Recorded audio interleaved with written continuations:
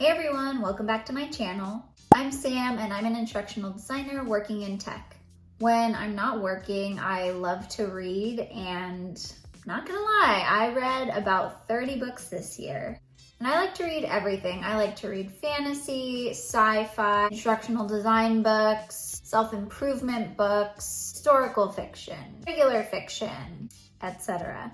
But there were five books this year that really stood out to me, really resonated for me. I either learned a lot from them or I just really enjoyed reading them.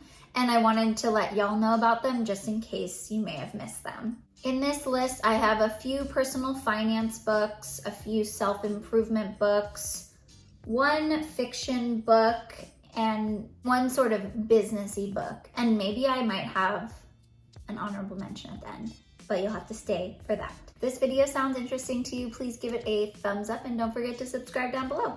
Let's get into it. The first book that I picked is The Year of Yes by Shonda Rhimes. Now, this book is not new. It came out in 2015, but it was new to me personally. I hadn't read it, but it had been on my list for a while. Shonda Rhimes is the writer, creator of Grey's Anatomy, and this book really is just about her decision to spend a year saying yes to life, to opportunities, and really just all the good things that came from it.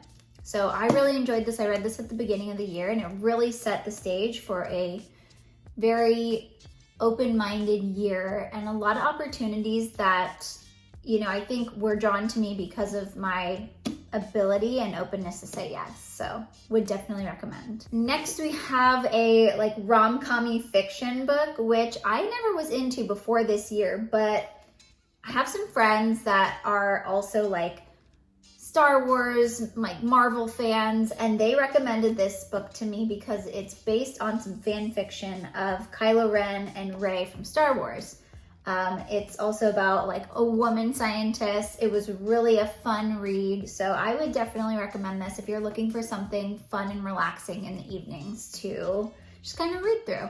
Next up I have Company of One, and this is by Paul Jarvis. Why Staying Small is the Next Big Thing for Business. Now this book I had been wanting to read for a while because it does kind of talk about the narrative that everyone's used to working in tech about how growth and growing big is really the ultimate goal, but this book really emphasizes that, you know, sometimes staying small, really honing in on your craft can really pay dividends and allow your business to grow in revenue rather than growing with people. I would recommend this book if you're ever interested in consulting or starting some sort of company of one person and eventually want to grow it to a smaller group of people, because it talks about how you should just get started, start with what you have, do as much as you can with what you have at the time, and naturally growth will come with that. Rather than just trying to aim for growth, try to get really good at what you do and the growth will come. So it's a very interesting perspective on, growing a small business, and yeah, I would recommend this book. I have a lot of tabs, as you can see, that I need to type up. So I've been really into personal finance since about 2015 when I realized, okay, I have a job, I need to start getting my life together and figuring out what my personal finance situation looks like, not just a savings account, but investing and growing my wealth. And I read this book, Get Good with Money, this year, and I thought that this was a really great book for people who are trying to get started with what to do with their personal finances. I heard Tiffany Aliche on a podcast and she was talking about her book, and I really resonated with this book and her story specifically because she was a preschool teacher. And if you've seen my videos before, you'll know that I was also a teacher. And so her perspective of really getting her money and her finances in order, coming from a teaching and education background, was really awesome to see because you don't normally get that perspective. And I think it's a really unique perspective, especially if you're coming from that education background. I would definitely recommend this book. You see, I also have a lot of tabs that I need to write out. Oh, I also like how this is really awesome because she was a teacher, and so in it you get like assignments that you need to do. It says like your assignment, like, and it gives you different tasks that you should do, and I thought that was really great. I really like this one part where she says, "My income simply didn't stretch much farther than my monthly bills. What little I had left over went to savings. I was focused on the wrong thing. I didn't have a spending issue at all. I had an income issue. Once I realized this, I fixed the real issue by earning more through tutoring and babysitting." Super good. Would definitely recommend.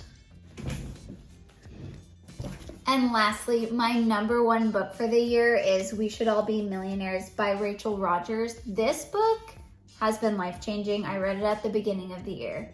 Basically, if you are familiar with personal finance, you kind of have your finances together, you need to read this book because this talks about how you can take the next step, not just to be stable with your finances, but how to elevate your life to not only live your best life, but also to increase your wealth and continue to grow it.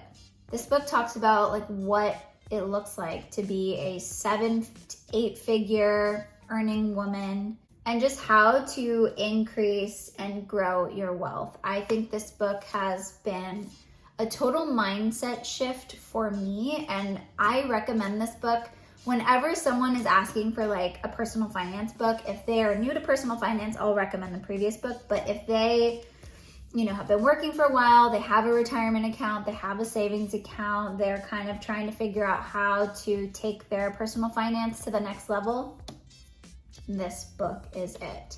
Would definitely recommend. I keep this right in front of me so I can see it at all times so that I always can remember just everything that I've learned from it.